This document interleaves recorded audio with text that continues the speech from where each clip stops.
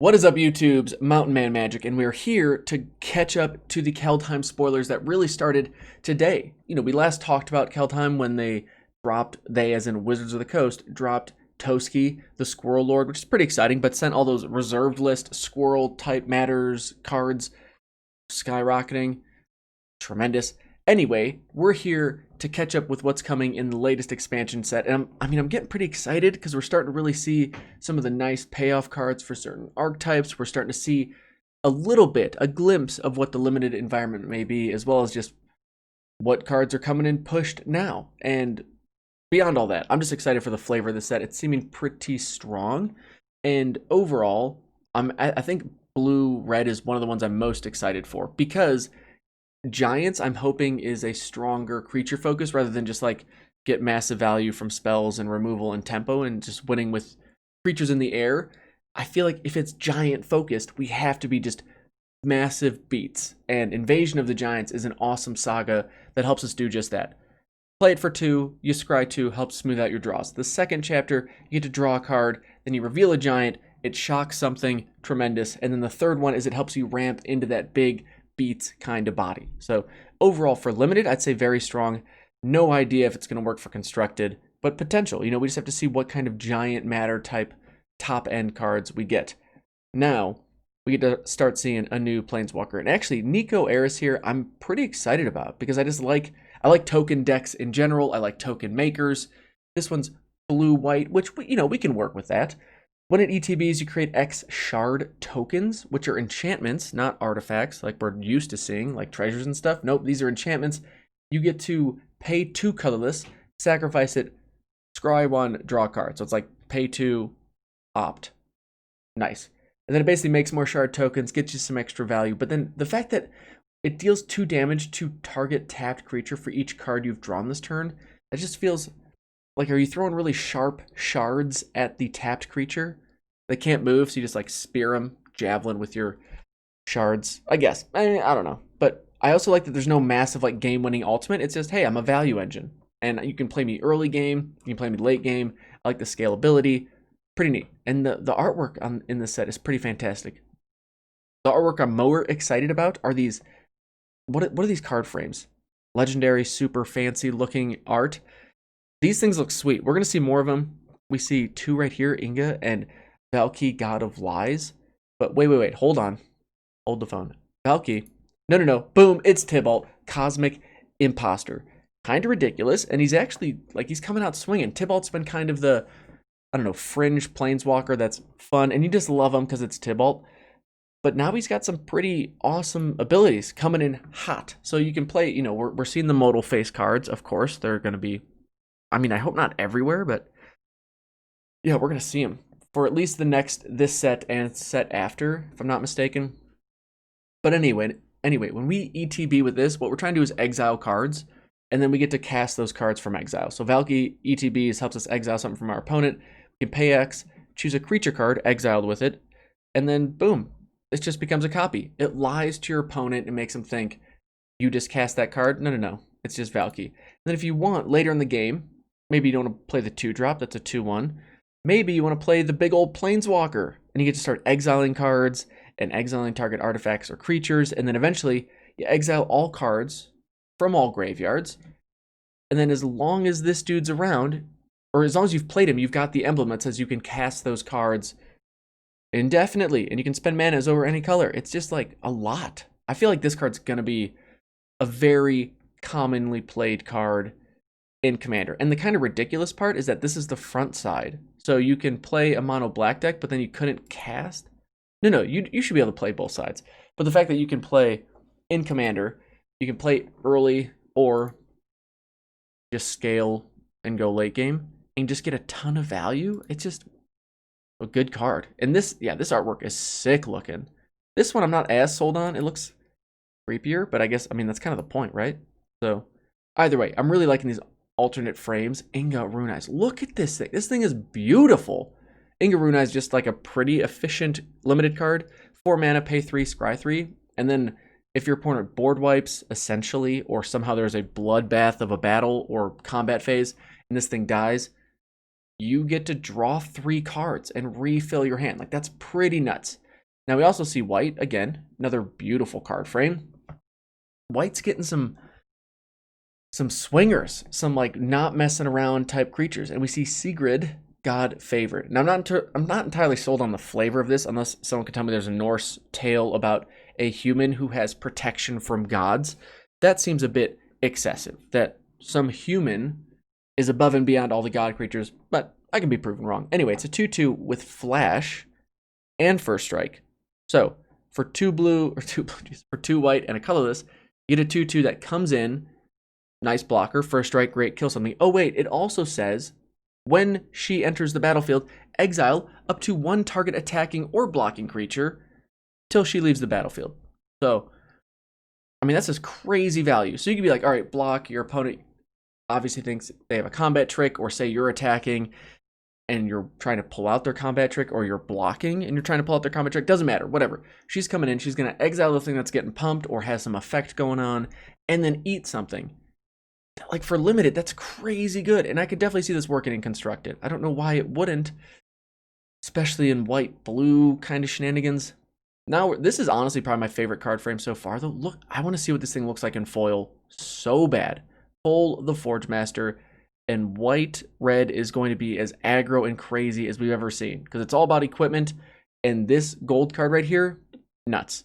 Whenever another target non-token creature you control dies, so if it was enchanted or equipped, return it to its owner's hand. So you take your creature that you played and threw a sword on and sent into battle. And of course, if it's equipped and whatever, it's most likely going to have traded for something. And then you just get to put it back in your hand and cast it later. If there's an ETB trigger, ridiculous. If there's any type of effect, or maybe you want the modal, a different side of it.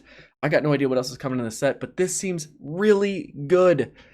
Oh, and it also gives creature tokens you control that are enchanted or equipped +1/+1. So the non-token creatures bounce to your hand. The token creatures, bigger and more annoying to deal with. Tremendous. Old Growth Troll is just kind of a funny card. It's like a 4/4 trampler for 3 green mana. Don't mind if you do. I don't know if we're going to be able to pull off the monocolored decks in limited. That'll definitely be an interesting task, so to speak. But then when it dies, you just return to the battlefield. And it's an aura enchantment that enchants a forest, helps it create more forests, or pay 1, sacrifice the land, and it's like, hey, look, it's another Old Growth Troll. It's basically a 4/4 creature trampler. That seems really good in limited too, especially if you can pull off a mono green deck and just, I don't know how you deal with that early on. No idea. Now, Masked Vandal is a 1/3 for 1 and a green, a changeling. Big fan of changelings. I'm just not sold on like every card we keep seeing has like multiple lines of text. Maybe it's because they've just found that it makes better limited environments. I'd really be curious if y'all have seen an article or some interview or something with someone at Wizards that just explains why cards continue to have so much text on them. But anyway, when this ETBs, you can exile a creature card from your graveyard and help exile an artifact or enchantment, which in limited, stuff like this is pretty nice, especially if you have a Tribal Matters type deck, which most of the archetypes are 5-color, 2-color archetypes, are going to probably have. So this is going to be, I'm going to assume, like slightly above filler, and going to be really good in those best of 3s where it can be flexible and help with, say, a matchup against the white-red deck. And I mean, I'm kind of partial towards changelings. Somehow I flipped this card already, but Allrund, God of the Cosmos, little 1/1 for 5 mana doesn't seem good. That's because it gets +1/+1 for each card in your hand and each Foretold card you own in exile. That's just kind of hanging out there. Foretold we haven't talked about yet, but we definitely will here soon. Then beginning your end step, you get to choose a card type, reveal the top 2 cards, potentially draw 2, or just throw them on the bottom of your library. He just seems like a super efficient card. And if you have him in your starting hand, you can play him as a Raven. And he's a 2/3 flyer that when he deals damage to a player, bounces back to your hand. But you still get to scry too. Like, that's just super efficient. That's why it's a mythic rare. Sure, got it. Elvish War Master. He's about Master in War. 2/2 for 1 and a green. Whenever 1 or more elves ETBs, guess what? You get another elf token. Because what good elf deck, Lord type War Master doesn't create more things to war with? And then, of course, like green kind of should have, right? Some inevitability. You got 7 mana. Guess what? All your elves get +2/+2 in Death Touch, which means once you get to war, everything's going to die. It's actually, this card pairs decent with this card right here because a lot of stuff's dying. Hey, draw some cards, draw more elves, make that army bigger and better. All right, now we see one of the more efficient. I feel like green, black always has really efficient gold cards when it comes to like removal and just getting you some type of advantage. This one's Binding the Old Gods. Big fan of it. Destroy target non-land permanent and opponent controls. Seems kind of decent. Search your library for a forest card, put it on the battlefield tapped. Oh, okay. Well, how many forests could there be in the set? Oh, just you wait. And then creatures you control gain death touch till the end of turn. There's going to be a lot of death touch in the set. And if you know, like death touch, well, you're going to like this set, I suppose. Now we're getting into some contention. Not exactly with these cards, the snow-covered basic lands. More to come on that in a second. This card looks beautiful, though. I am a huge fan of this, like, Frosted Pain kind of mana symbol section, and then the art looks tremendous. I mean, these look, like, really nice. I don't know who wouldn't like this artwork. Like, that is beautiful. All right, hold on. One more second. Admiring. Just, wow. Okay, now probably the funniest card in the set, Frostbite. Look at this thing. For 1 red, it's a snow instant. Not sure how significant that'll be, but I'm sure it's there for a reason. It deals 2 damage to target creature or planeswalker. Okay, it's kind of... I appreciate that it's not 2-player, but it's also pretty nice that if you control 3 or more snow permanents, which depending on how prevalent these lands are in the packs, I'm assuming it's going to be like Modern Masters, where there's 1 snow land in every pack.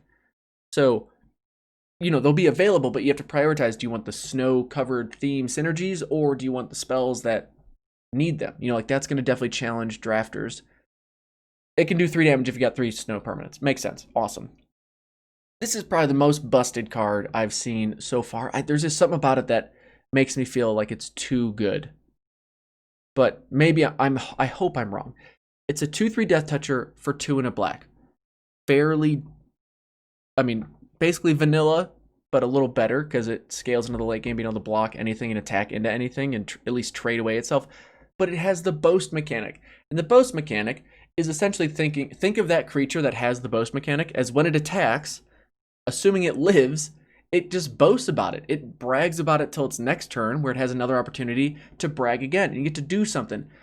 Varagoth here says, I'm so good at attacking that I've survived, and now I'm going to allow you to pay 2 mana and tutor a card to the top of your deck. That just seems so good. If there's any type of equipment in this set that says like give target creature flying, I am 100% ready to lose limited games to this, to that combo. That it just seems really good. I just want to know how much removal is in this set, or how many ways there is to deal with a 2/3 Death Toucher early game. Because if you're on the play, this gets played on curve into you. I don't know how you catch up to this thing, unless there's just 3/3 or 3 power creatures galore. Oh, this card just seems so good. Definitely a put. Like, how is this card not pushed? Someone tell me I'm wrong. Someone tell me this card's terrible. Okay. Zerolf's a pack mate. Nice 3/3 when it ETBs. Draw a card. You can foretell it. Oh, foretell. Hey, here's our foretell mechanic. So it's like a less exciting suspend, I reckon. I think most of them, or all of the foretell mechanics, you pay 2 colorless, you put it off to the side, and then at any time that you really care about or could cast it, you can then cast it for its foretell cost. So think of it like you're building up the story. You're building up the lore of the spell you're about to cast. Usually it's like you're paying 2 colorless to play the spell either for the same total mana or maybe 1 reduced, give or take, from the actual spell cost. So overall you'd pay like 1 total colorless mana more. We haven't seen a ton of it though. Here's another one, Alrund's Epiphany. You can suspend it, or yeah, I'm gonna keep saying you can suspend. You can foretell it, where you pay the 2, exile it, but then you have to pay, you know, 6 total mana versus the 7 total mana it would have cost to cast it the first time. I don't like this card. The artwork looks amazing. This borderless card looks really nice. I just don't like extra turn cards, even though I play some of them in my commander decks. This one just feels interesting. You know, I appreciate that it gets exiled, so you can't like combo it off or somehow like just keep replaying it once you play it the first time. Like that copy's exiled. Appreciate it. I do find it a little funny that you get 2 1/1 bird creature tokens. I wonder if that's going to be more important with other spells in the set, but I guess to be determined. And then Vorinclex, Monstrous Raider. Here is the other big flavor thing that's happening in the set. I don't know how I feel about it yet, to be honest, because I like the Norse mythology angle, I'm not sure how I feel about the whole Phyrexian invasion happening as well. So I'd love to hear your thoughts, or someone to give me some more context around why the Phyrexians being here is awesome or not awesome. But yeah, let me know. I mean, this one is not as salt-inducing as its former copy or card, and this is like the gnarliest awesome artwork. Like, look, I don't know what it's eating, but it's getting it. But for 4 and 2 green, you get a 6/6 trample haste, classic green goodness. And then if you would put 1 or more counters on a permanent or player, put twice that many of each of those kind of counters, that permanent or player instead. If an opponent would put 1 or more counters on a permanent or player, they put half that many. So you get to like double ramp, they only get half the building of that stuff. It's kind of a big deal, you know? The big thing though is that they get half of that many counters rounded down. So if they would only get 1 counter, they don't get any. As long as I'm reading that right. Like, that seems really, really strong. So it's going to be salt-inducing, just not nearly as bad as old Vorinclex. Man, I hope I pull some of these alternate border ones, these mythics and rares. These things are sweet looking. Okay, Behold Multiverse. Scry 2, draw 2 cards. Brilliant. Augury Raven, a 3/3 flying that you can foretell if you want. I don't know why you would, unless you would do it because you have some synergies. So we have to assume that blue is going to be diving into the foretell more than any other color. I would assume, like, that would just make sense, right? That's a big flavor win. And then Glimpse the Cosmos. I mean, it's just more card draw. Great. And then you get to play it again as long as you control a giant. So it's a nice giant payoff card. Good deal. Now we get to see more of the snow-covered basic forest, mountain, swamp, like plains. All of these look so brilliant. I don't know why this image is coming right up. I don't know what this card's supposed to be. Behind it is that really Colossal Dreadmaw? Oh my god, that's hilarious. Hey, we need like something to have in the background. Oh, Colossal Dreadmaw. Everyone loves it. Oh, okay, wait, I just had to refresh the page. What a concept. But look at these awesome dual-colored snow tap lands that have been spoiled. I mean, these things also look absolutely gorgeous. I cannot get past how amazing the artwork is. And they're at common, which I genuinely appreciate. Pauper players rejoice, I assume. And if there's ever to be a common card that I want to see full art, borderless versions of, it's these absolutely stunning looking cards. Oh, and we also have Reflections of Litjara. Interesting. Enters as a creature type. Whenever cast a spell, copy that spell. Neat. Seems good. Can't wait to see it do something in Limited and probably a lot more in Commander. But back to these gorgeous, dual-colored, tapped, fetchable snowlands. I mean, that's new. Like, that's a big deal. And I think some people are just really not a fan of these. For me, like, the jury's still out. I'm too enamored with the artwork to get a strong opinion here. Northern Lights, definitely on my bucket list. Can't wait to see them. As someone who lives near the mountains, love these. Oh man, these things look awesome. How can you not like this artwork? Yellowstone, this is giving me some Yellowstone-ish vibes. Especially in the winter, if you get up early and you're in Yellowstone, even in the summer. And it's kind of cool because the elevation and then the sulfur in the air and the fog created by all the geothermal features. It's not quite as bright as this, but you find the right angle, you find the right landscape view. You can get a view very similar to this in Yellowstone. I digress.